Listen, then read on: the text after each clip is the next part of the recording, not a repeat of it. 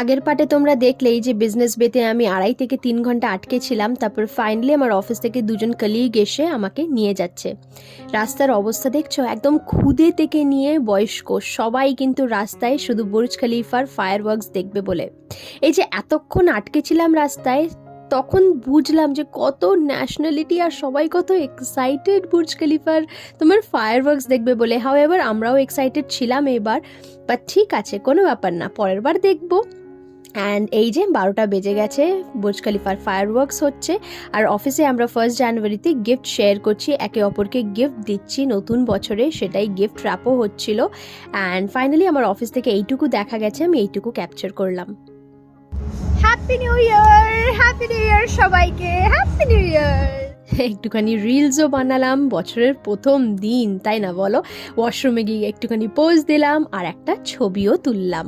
Tata, আসিস।